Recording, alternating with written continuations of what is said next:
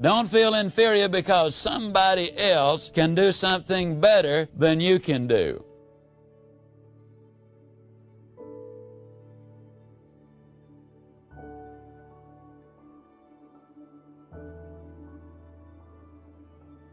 One cause of a poor self-image, a lot of people use unfair comparisons of experiences which really have nothing to do with ability.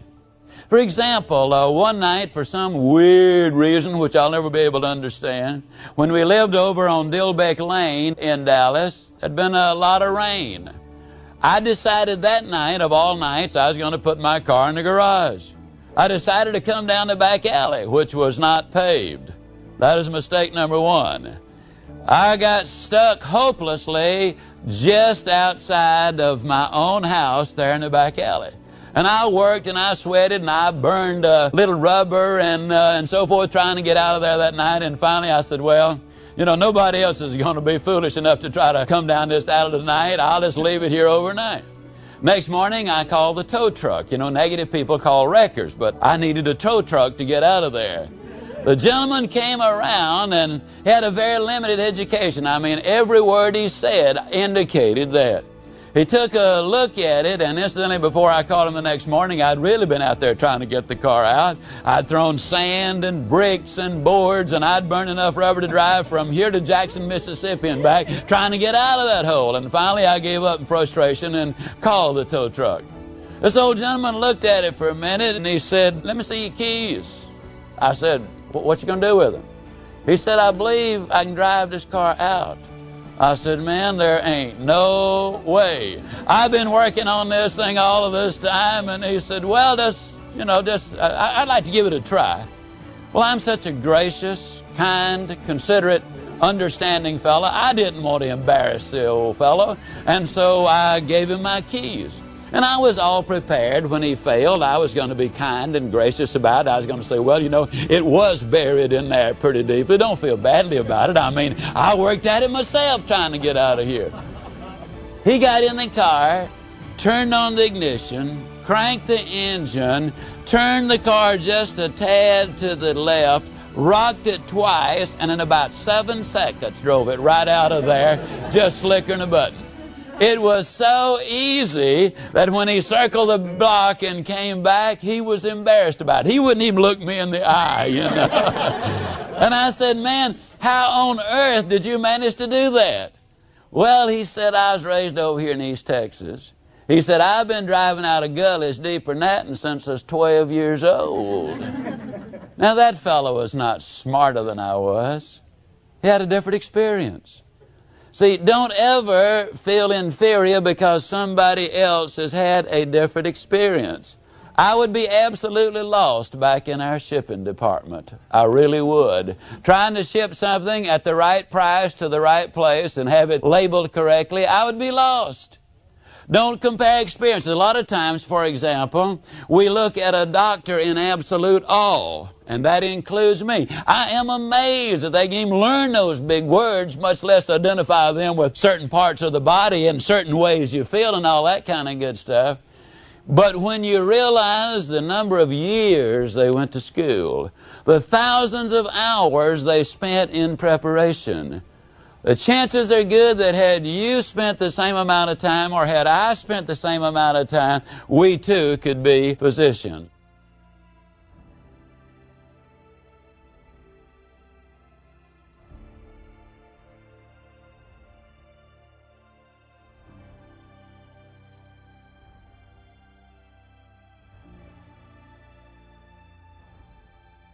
Let me share another story which had considerable influence in my life, and it emphasizes again why this is such an effective method of teaching. During World War II, one of my dreams was to become a naval aviator. Oh, I was real gung-ho. I was 17 on Saturday, and I signed up or started trying to sign up on Monday. I was ready to go. But now between the 11th and 12th grade, I realized that I needed more math and more science if I was going to make it into the Naval Air Corps. I was not an outstanding student. I well remember the time I brought home 4 F's and a C. Now, my mother was understandably upset. And she said, son, I just don't understand this. You bring home these 4 F's and then this C. What on earth happened? I said, well, Mom, obviously I just spent too much time concentrating on that one subject. Well, maybe it wasn't quite that bad, but I was not an outstanding student. Anyhow, I went to the summer school that summer between the 11th and 12th grade because I was so gung-ho about getting in the Air Force, and I had to have more math and science. Now, one of the courses I had to take was a course in American history. In order to graduate, I had to learn it. Well, naturally, I didn't want to take any history because it obviously was going to do me no good. What possible benefit would I gain by learning about something that happened 100 years ago, 200 years ago, 300 years ago? I wanted to get on with the matter at hand. I wanted to learn how I could fly that airplane so I could go shoot down the enemy and win the war. That was my goal. So I walked into the classroom that day determined I was going to learn all I needed to know to get out of the class, and that is it. No more history for me. In reality, I walked in with a chip on my shoulder. But anyhow, I walked in. Coach Joby Harris was the teacher. And Coach Harris, for the first session, threw all of us a curve. All he did was sell. See, I happen to believe that everything is selling. And all he did was sell. He sold each one of us on why we had to learn our history. Before he got through, I was a history major. As a matter of fact, it was the only course I consistently made A's in while I was in college. Towards the end of the class, then, he shifted gears. And he started talking about America's future and where it lay. He said to us, if those of you who have an ability which goes beyond just earning a living and providing for your own needs and the needs of your family, if you've got that kind of an ability, you must devote some of your time, effort, and resources to helping those people who have less skill and less opportunity and less ability than you have. He said, as a matter of fact, if we do not reach down and start lifting these people up with better education, better direction, better opportunity, better motivation, if we don't start lifting them up, the day will come when they will reach up and by the sheer weight of numbers start pulling us down. Coach Harris was a prophet. The millions of people today on welfare, the millions of illiterates we have, the millions of people we have who have catastrophic diseases, which is draining our resources, are literally pulling us down.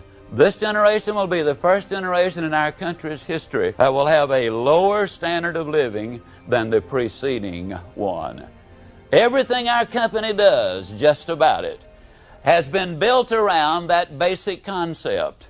The concept being that you can have everything in life you want if you will just help enough other people get what they want. The work we do in prisons and schools and churches and drug rehab centers and all of these other things got their start right there. Coach Harris obviously had a dramatic impact on my life. Now, when Coach Harris was a youngster, he was a Boy Scout.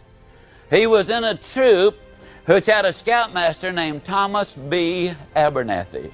Mr. Abernathy was the first scout official in the entire state of Mississippi, in addition to having his own individual scout troop. For whatever reason, Mr. Abernathy took an unusual interest in, quote, little Joby Harris. He became like a second father to him. Though Joby had a father, Mr. Abernathy spent a considerable amount of time with him, taught him not only scouting, but many other things about life. Now, Mr. Abernathy had 4 children. He had 3 daughters and a son. The youngest daughter was named Jean. Jean Abernathy has been Mrs. Zig Ziglar for over 41 years. Now, there's no way on earth that Mr. Abernathy could have known that when he was spending that extra time with little Joby Harris, that he was developing the boy and helping form his philosophy of life and that boy later would have such a dramatic impact on his future son-in-law's life. Make him a better husband and a better father to the grandchildren which he never had the privilege of seeing. In relationships, what I'm saying is, we never really know just how far we're going to influence not only that life or someone else's life. We need, therefore, to be very careful in our relationships. I so vividly recall that in contrast to another one of my World War II stories. They put us in the service. They put us in college in order to get us ready for going into the flight school. The first day in one of the particular classes, I was in English. The teacher there was reputed to be the toughest teacher anywhere under any circumstances. She truly was a big lady, about 6 feet 2 inches tall, had shoulders like a linebacker, and she was really an imposing physical specimen. They said that she was an absolute genius on the subject of English, that she knew it better than anybody in the entire state. When she walked in, she looked at the class and she said, "Class, I'm your teacher. I want to tell you something about me so you'll know what to expect." She said, "I have been at this institution for over 25 years. And in the 25 years I have been here, there has never been but one student who made an A. I can absolutely assure you that will never happen again. That was an accident. It just slipped by. It will not take place again." Not only that, she said, but as I look at you, you might as well know in advance, I think it only fair to warn you, that fully 1/3 of you will not even pass this course. Now, I want you to get the scene. We were youngsters from all over the country gathered together at this college for the purpose of getting ready to go into the military. Most of us had had a lifetime dream of serving our country as flyers. Our entire career depended upon our passing English and all other courses. One failure and you're out. The competition was enormously tough. I heard somebody in the back say, "Boy, she is one more tough lady." And somebody else said, "Yeah, but she really knows her English." Now that I have no doubts about. She knew her English, but she didn't know her boys, and she didn't know her psychology. We were already scared to death. I just wonder how many more would have passed the class had she walked in and said, "Now, gentlemen, I might as well tell you, this is a tough class. But I might also tell you that I am a very competent instructor." And she said, "I love English and I love boys. And I just want you to know in advance that I'm going to give it my very best. I am going to teach you what I know about the English language and about the subject. We're going to dig it in depth. If for any reason any of you fail, I just want you to know in advance it is going to be your fault and not mine, because I'm committed to teaching the most effective course I've ever taught for your benefit." I believe that would have been infinitely better. You see, what I really questioned is, was she a competent English teacher? When she stands up and says, "Only one has ever made an A, 1/3 is passing," I wonder if she is not really saying, "I'm not really very good at teaching the subject. I know the subject, but I can't teach it." I accept full responsibility in our communications. If I do not communicate clearly to you, it is not your fault. I've always believed when somebody is speaking or teaching, if I don't understand, it's their fault. And the reason I say that, I believe anybody who understands their subject matter will be able to figure out a way to present it to me in such a manner that if I work and if I accept my responsibility of learning and paying attention and really digging into it, that if then I do not learn, I believe the teacher's got to carry the major share of the responsibility.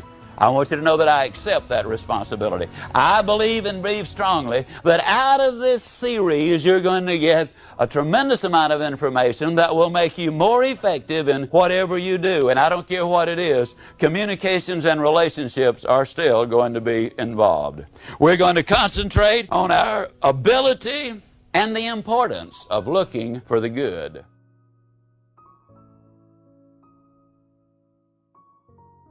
A study was done in New York City a number of years ago on the self-made millionaires there. They selected 100 of them. And as they did their study, they discovered they had a tremendously varied background. They ranged in age from the early 20s to the late 70s. They ranged in educational background from about the 5th grade to one had 2 PhDs.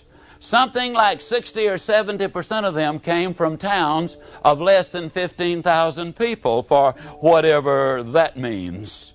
But the thing that they found that was absolutely consistent, that each one of them had in common, was that every one of them had the ability to see the good in other people and in other situations. So if we really start understanding that we need to be good finders and encouragers, then we've learned a very important lesson. The story is told of a businessman who went down to catch the subway. And he was in kind of a hurry. There was a beggar at the entrance to the subway selling pencils. The businessman reached in his pocket, he popped $1 down into the tray where the pencils were and hurried to get on the subway.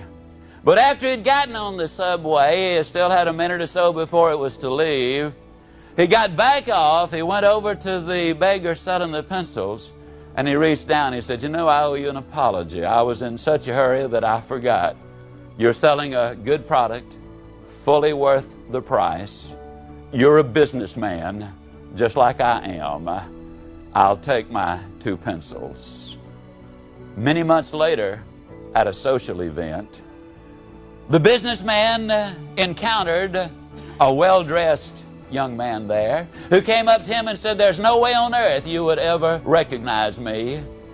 But," he said, "many months ago, I was selling pencils in the subway station, and you gave me my dignity. You did not treat me like a beggar. You treated me like a businessman. I want to say thank you." I wonder how many beggars, had they been treated like businessmen and women, would not be beggars today. Somebody said once, "It's nice to be important, but it's more important to be nice." I believe that's true. One of the most significant events of my first year in Dallas, Texas, when we moved here back in 1968, was the meeting of a man who's since come to be a very close friend of mine. His name is Walter Haley. He, at that time, was in the insurance business. He had conceived a new idea. He was selling insurance to the independent grocers around America via selling them as they bought and dealt with the warehouse. In other words, these monstrous warehouses, when they would bill the groceries to these independent grocers all over the country, Mr. Haley gave them the idea of billing them for their insurance for all of the employees. I'm talking about life insurance as well as health and accident insurance. His average salesperson was selling $10, $15, $20 million worth of whole life insurance. That was the rage in those days. Whereas the average life insurance agent was selling in the neighborhood of about $1 million, and it took a pretty good one to sell $1 million. A friend of mine said, "I want you to meet Walter Haley. He's a most unusual man." Well, you know how some people have chemistry. You meet them and you've been friends for life. Well, Walter Haley has that charisma about him that when you meet him, you want to get to know him better. Walter is a very short man. I suspect he's about 5 feet 5 inches tall or something along those lines. Might be a little taller. I've never really took a careful measurement of how tall he was. But when Walter Haley stuck out his hand, The first thing he said, Zig, I've been hearing about you. Man, I am just flattered that you've come over to see me. And I can't wait to show you around and let you see what's going on. We walked into a warehouse and I was stunned. I didn't know there was that much food in the world, much less under one roof. As we walked in, he said, excuse me one second, Zig. He walked over to the switchboard operator and he said, I'm Walter Haley. And he said, I just want to tell you that I think you're doing an absolutely magnificent job on this switchboard. You know, he said, I never dial this number that I don't get the distinct impression that all you're doing is sitting there waiting for me to call so you can put me through to the proper person. He said, you just do a beautiful job. She said, well, thank you, Mr. Haley. I really appreciate that. He said, well, I appreciate you. We left and we were walking down one of the corridors and he said, excuse me a second, Zig. He stepped in the office and he stuck his hand out. He said, I haven't met you. I'm Walter Haley. I haven't had the privilege of even seeing you before, but I've been reading the reports and watching what's happening since you took over. And he said, man, you're just doing an absolutely magnificent job, and I want to thank you for it. The man smiled, of course, very broadly and said, well, Mr. Haley, I do the best I can. And Walter Haley said, that's good enough for me. You just keep it up. You're really doing a marvelous job. We left there, we walked upstairs, and we walked into Walter's office, and the first person we saw was his secretary. And he said, Zig, shake hands with the greatest secretary who ever sat behind a desk. And he said there, you know, my wife thinks you hung the moon. And she thinks you can take it down just whenever you want to. And I'm going to ask you to please leave it up there. I love to see it as I'm riding, especially on my way down south at night. Oh, Mr. Haley, she said, you're always saying something like that. And your wife is really a sweet lady. But I just want you to know, keep it up. I really like to hear it. We walked into his office, and there sat an insurance rep. And Walter Haley said, Zig, shake hands with one of the greatest life insurance men to ever put on a pair of shoes. He said, oh, Walter, you're always saying things like that. But he said, I love it. I love it. Now, the entire trip took less than 10 minutes. How many of you, though, believe that as a result of that 10 minutes, those four people had a marvelous day? Absolutely. He had built them up. Now, I want to stress something very important, because this is the key to the whole thing. If you're sincere, it's enormously effective. If you're insincere, it's manipulative. Now you see, when you're manipulative, the manipulator will say and do things so that he or she can win. Today, Walter Haley is, quote, retired, about as retired or unretired as anybody on the face of this earth. He's busier than ever. He's a multi-millionaire, has friends everywhere he goes. He's what we call a happy miser. He saves every friend he makes. He believes you can never get ahead by trying to get even.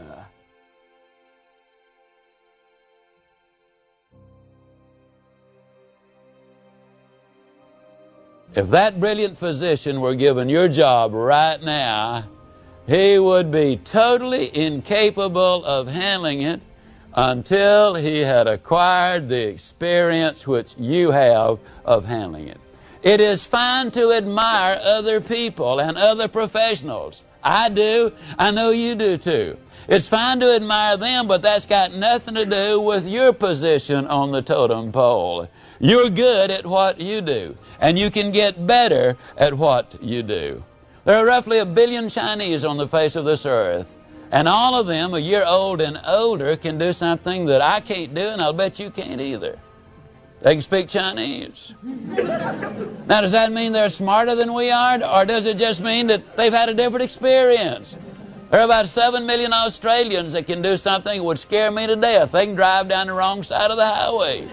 Now, does that mean they're smarter than we are? No, it just means they've had a different experience. What I'm saying out of all of this, you need to concentrate on the positive and not the negative. Don't feel inferior because somebody else can do something better than you can do. I was listening to things the other day that I cannot do. I cannot really fill out my own tax form. I couldn't take out my own tonsils. I can't repair my own teeth. I know nothing about repairing an automobile. As a matter of fact, I had a mechanical bypass when I was very young. I cannot fix anything of an electrical nature. There are thousands of things I cannot do. Now that doesn't bother me, and I hope it doesn't bother you. The other people can do those things.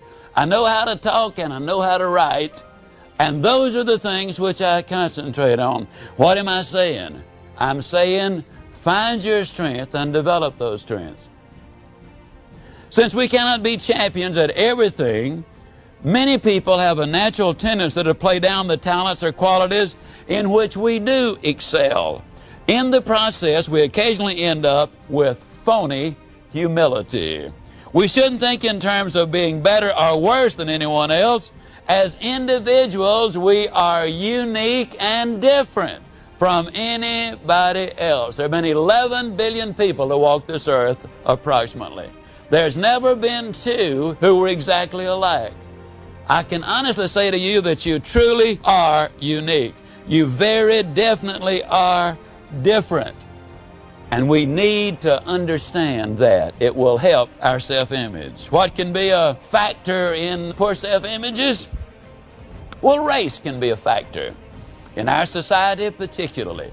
I never realized the seriousness of this until I was watching, I guess it was about 20 years ago, a movie or a presentation on television with Bill Cosby. It was sponsored by the Xerox Corporation. Now, when I was a child, Shirley Temple was one of my favorites. I used to get the biggest charge out of watching her, you know, singing her little songs and on the good ship Lollipop. I thought it was the cutest thing I ever saw in my life. I really did. But Bill Cosby let me look at it through the black man's eyes, and I saw it altogether differently. Let me play the scene for you. It's a birthday party. Shirley Temple is about 5 or 6 years old. The scene opens, and she is bidding her little friends goodbye, thanking them. You know, she's a very personable little girl. And then a black girl who appeared to be about 14 years old, and 2 or 3 of her friends came up as the party was ending, and the older girl had a little present in her. She said, Miss Shirley, we brought you a present. And what did Miss Shirley do? She said, oh, thank you very much. And we have some leftover birthday cake. Why don't you come and have some? And the little girl said, oh, Miss Shirley. I'll tell you, when you get that picture, it's easy to understand the tremendous negative impact when a black child would watch that and see what was being stereotyped there. That day was an eye-opener for me. I learned to see my black brothers and sisters in an entirely different way. The way you treat people, you see, can have a dramatic impact on the image that individual has. Race can definitely be a factor. I was so delighted to see Doug Williams do well in the Super Bowl. But isn't it tragic that so much was made out of it? And the reason I say that so much was made out of it, it should have been hardly mentioned. It should have been simply, well, what do you expect? Here's a superb athlete, a magnificent football player, had a great team behind him. The fact that he was black indicates, ladies and gentlemen, that we've still got a long way to go in this area. And I hope we will all work on it more and more. What are some other causes of a poor self-image? Pornography is one of the causes of poor self-image. Now, why would that be? It is simply because, number one, it is particularly demeaning to women. Number two, pornography pictures mankind as being almost entirely animalistic. It leaves out all of the tender, understanding, loving compassion. Some psychologists have said that when you watch one pornographic movie 3 times, like a Deep Throat, for example, that it has the same impact as one actual experience along those lines. Soap operas and the horoscope are a couple of things that are not good for the self-image. I challenge anybody on the soap opera with this statement. I believe it is impossible to watch them every day and remain optimistic and morally sound. I don't believe you can do it. I challenge you to do this. Take your Saturday's newspaper, if you really want to have some family fun. Take your Saturday's newspaper, clip out the weekly summation of the soap operas, cut them up, giving each family member 2 of them, challenge them to stand up and read with a straight face what has happened to those people all week long. You cannot do it. But when you view them, you know, with the music and the drama there, they are very, very addictive. They really are. Horoscope? Well, let me tell you the problem with horoscopes. Basically, when the redhead and I were in England touring there about 4 years ago, we went to the castle of Henry VIII. We saw the magnificent castle where he was. We saw the famous clock that he had created, and we saw the picture that they believed was true in those days, that the sun revolved around the earth. It is upon that theory that the horoscope is written. Now, if that's science, I did have monkeys as ancestors. Now, the thing that is the difficulty, the thing that creates the problem is this. The horoscope will make you fatalistic. When you start reading it every day, and how many times have I had people say, oh, I just look at it, don't pay any attention at all to it. Then why read it if you don't pay any attention at all? It can become addictive, and it can influence your behavior. The greatest single cause of a poor self-image is the absence of unconditional love. The beautiful thing is we can do something about that. Love is one of those things which is so powerful and so important. I was in Melbourne, Australia last summer as part of our tour. We'd been to Japan to look at their factories and their schools and to see what they were doing. We went on to other areas of the country. We went into Hong Kong to do what we could about the local economy. We went from there on down to Malaysia. And in Malaysia, we had a speaking engagement. Then we went on down to New Zealand, had a couple of engagements there, and then to Australia. Ended up in Melbourne. At one of the sessions, a lady came up to me and she said, Mr. Ziegler, I'm 32 years old. I've got your tapes. On one of the tapes, you keep saying, tell your children that you love them. Tell them that you love them. She said, in my 32 years of life, nobody has ever told me they loved me. I've never said to my little girls, 8 and 10 years old, that I love them. But I kept playing that tape, and you kept telling me, tell them you love them. Tell them you love them. You even said that if you don't tell them, when they grow up and get married, that they will never tell your grandchildren that they're loved. Somebody has got to break the chain. One day she said, I blurted it out that I loved them. They were in considerable shock for a moment. And then they both just grabbed me and started hugging. And from there on in, it was much easier. And Mr. Ziegler, she said, you cannot believe the psychological problems that my 2 little girls had. They were terrible, awful, including a reversion to infantile behavior. But within 60 days, after I started telling them that I loved them, 98% of those psychological problems were solved. The ancient prophet said it well when he said that love never fails.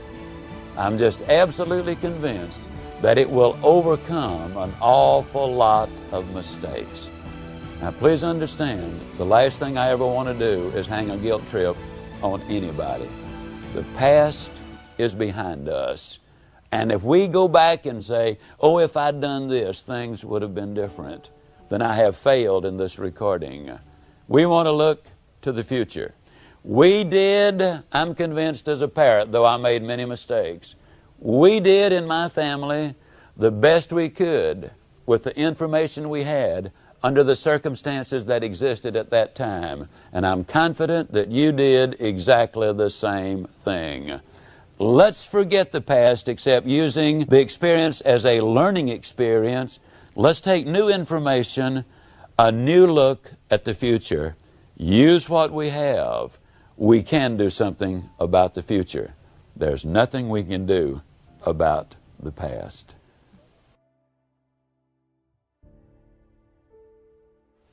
Poor self-image manifests itself in the way we handle our personal lives. You tell a youngster with a poor self-image that he ought to stay away from drugs, they'll kill you. And his response, at least internally, many times is, don't tell me that. My friends tell me that they make you feel good, make you feel big. Besides, suppose they're not good for me. What difference does it make? I'm a nothing. I'm a nobody. Got nothing to lose. A person with a good self-image would not respond in any such manner. You tell a youngster to study for his lessons and obey the law if he's got a poor self-image. Many times they're so negative they say it won't do me any good. You know, the deck's already stacked. I came on the wrong side of the tracks. The rich kids are going to get all of their breaks. Why shouldn't I have a little fun right now? You'd say to a youngster with a poor self-image, you really ought to save yourself for marriage. And their instant thinking is, who's going to marry me? What chance have I got? Why not I have a little fun now? That's what it's all about. My peer group tells me I've got to do these things to be accepted. Since I have nothing to lose, why not go ahead? An individual with a poor self-image is jealous without cause. Now, I'm not talking about jealousy for cause. Ladies, if he comes in smelling like joy and lipstick all over his collar, jealousy is not a manifestation of a poor self-image. That has nothing to do with it. But some people say, you know, oh, I just love him so much I can't let him out of my sight. Or I just love her so much I don't want her out of my sight. What they're really saying is, I don't understand why this person married me in the first place. I certainly do not deserve him or her. A jealous, critical nature is one of the manifestations of a poor self-image. They can't handle constructive criticism, much less criticism itself. One of the interesting manifestations of a poor self-image is old motor mouth.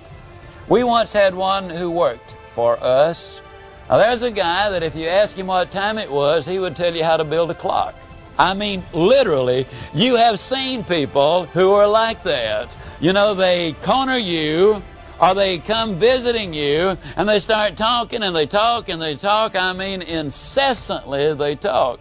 And finally, you persuade them that it's time for them to leave, or else they give you some indications that they're going to leave. And they get to the front door, and they open the door, and they talk another 5 minutes there in the door. And if you happen to have visited their house and you're trying to leave, they follow you all the way out to the car, and as you're backing out, they're signaling you to roll down the window. They got one more thing they want to tell you. I see some of you know exactly what I'm talking about. The class clown is a typical example of an individual with a poor self-image. They come in a couple of minutes late, you know, and distract everything. Oh, have you already started class, Miss Brown? Oh, did we have any assignment today? They're people who feel they cannot attract any attention on their own. Therefore, they got to make a show of that nature. Now, on the other end of the scales, on occasion, the quiet ones also have a poor self-image. They don't think they've got anything at all to offer. They read somewhere that still water runs deep, and that it is better to remain silent and let people think you're not smart than it is to speak up and let everybody know that you're not smart. So they, a lot of times, the very quiet ones. But let me stress that in the case of the class cut up, the motor mouth, or the quiet ones, the key word is that could be the manifestation of a poor self-image. Not always. If a person exhibits any of these three characteristics, he does not necessarily have a poor self-image, but the odds are pretty good that he does. I mention this because if any of these characteristics describe you, the identification process will encourage you to take the necessary steps so that you can do something about it.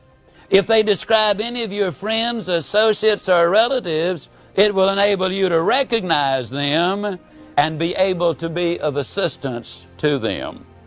One of the manifestations of a poor self-image is a lack of commitment. People don't set goals.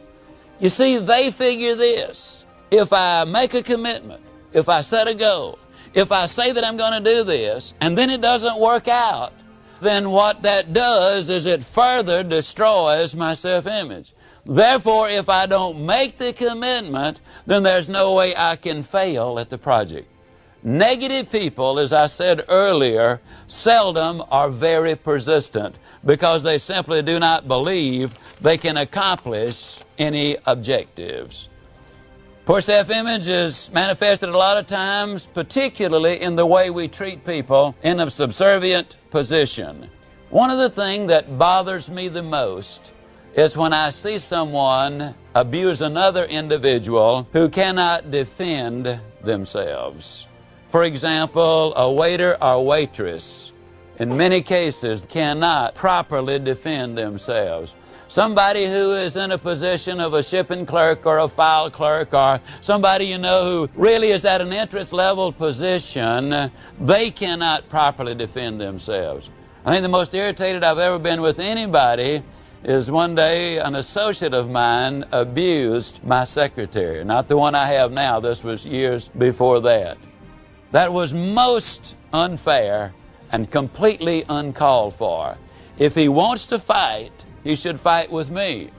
I can fight back, but she was not in position to fight back.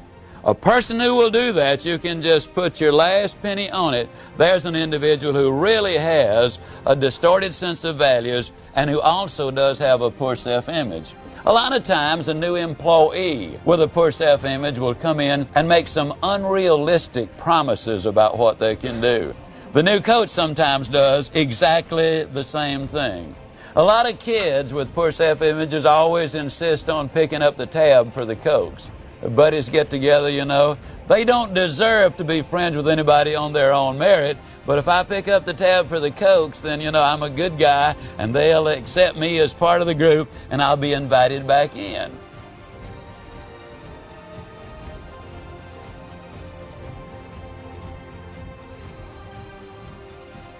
It used to bother me before I got into this years and years ago. When I was in sales management, I would watch salespeople who I knew were broke. If it hadn't cost but 50 cents to go around the world, they couldn't have gotten out of sight. And yet I have seen some of them absolutely insist on picking up the tab every time the group went out anywhere. They did not feel that they could be accepted on their own. Self-image is so important. I want to read something here that is so important that I didn't want to take a chance on just verbalizing it and not communicating exactly what I wanted to say. The person with a poor self-image doesn't move successfully into management. He fears rejection by the people over him, under him, or around him. He often steps out of character and dons one of 4 ill-fitting masks. He tries to be good old Joe and assures his subordinates that nothing has changed. He desperately tries to be one of the gang. Second, in his fear of rejection by his former peers, he makes concessions and exceptions that go beyond the principles of good management. Sometimes he does the opposite and takes an arrogant, I have arrived approach, which causes resentment among his former peers. Third, he may be unduly concerned about his relationship with management, and in his anxiety to please, he becomes too servile, eats too much humble pie, and seeks too much advice. He has an exaggerated fear of failure because he sees his worth in terms of never failing. Ironically, this fear of failure causes him to hesitate too long before taking any action. This unrealistic hesitancy is often the cause of failure. Fourth, the manager with a poor self-image may assume a know-it-all attitude, seek advice from no one, and set out to show everyone that he knows how to run the ship. A poor self-image is manifested in every walk of life. Even good old Joe or Josie have the problem, which is a common one and is no respecter of age, sex, education, size, or skin color. He has the I must be a nice guy and never offend anyone kind of a self-image syndrome. And listen, as a youngster, he smokes cigarettes he doesn't want, takes the drink he doesn't like, laughs at dirty jokes that actually offend him, joins the gang he secretly dislikes, and goes along with illegal or immoral conduct and participates in a dress code he secretly abhors. All because he has never accepted himself and is terribly concerned that if he asserts himself and crosses his peer group, he will not have any friends. As an adult, he has a tendency to tell people only what he thinks they want to hear. He would never send an overcooked steak back to the kitchen. He even gives up his place in the barbershop, lets others take his parking spot, or even crash the line in front of him. He doesn't argue with the boss nor object when a coworker takes credit for work he has done. Now, don't misunderstand. If you are Joe, and your self-image is so healthy, you can conduct yourself in this manner because this is what you want, that's okay. If you view these incidents as minor or small stuff that mean nothing in your game plan for life, then your self-image is in excellent shape. However, if you do these things to gain acceptance, you're gaining everything but acceptance.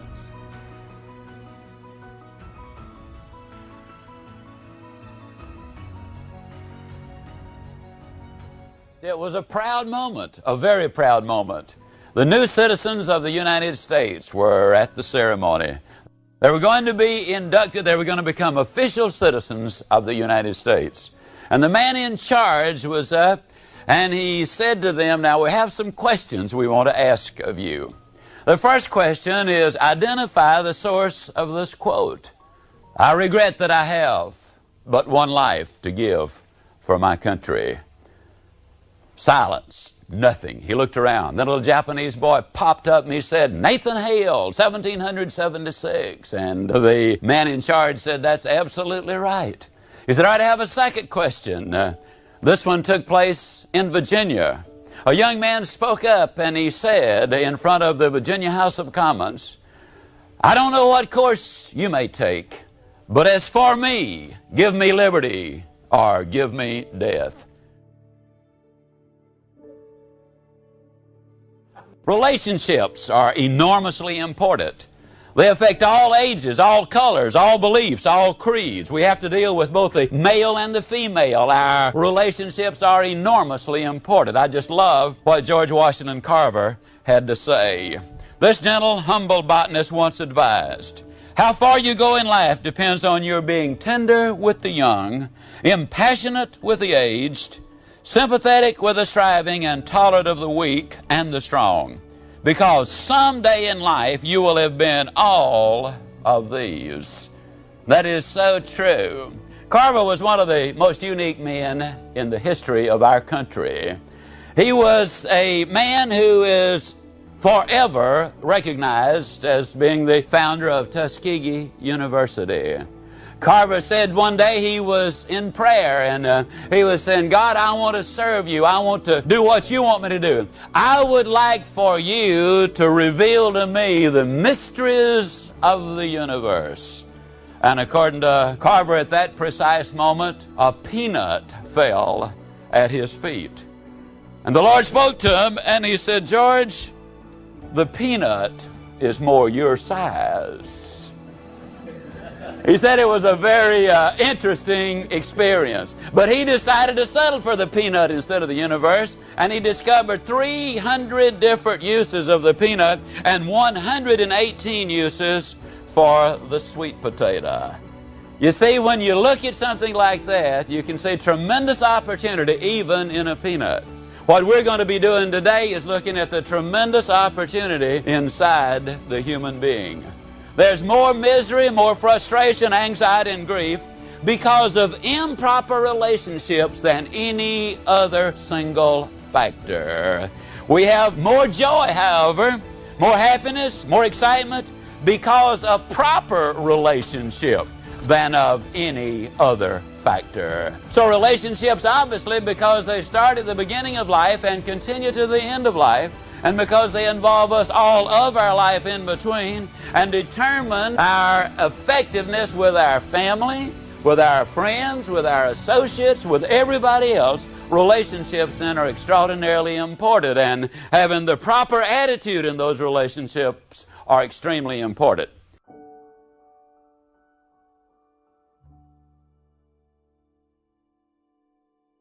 I believe this next little story sums it up quite well. The story goes that a man was being given a chance to look at both heaven and hell, so he could make a decision as to which place he really wanted to go. So they took him into the halls of hell first of all. And as he walked in, he thought to himself, boy, now if this is hell, this is for me. Because there were a large number of people seated at a real long banquet table.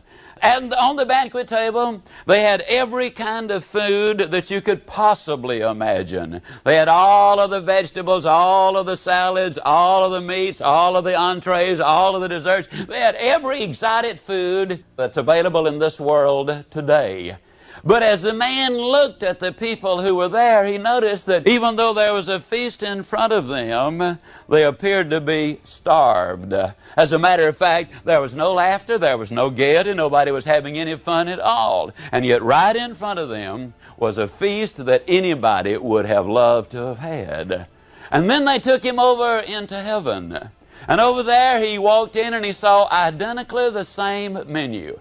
Had the long banquet hall in front of him. The long banquet table was there. Had these magnificently attractive foods, exactly the same menu as had been there over in hell. But he noticed these people were all laughing and singing and having a marvelous time. They were well fed. They were healthy.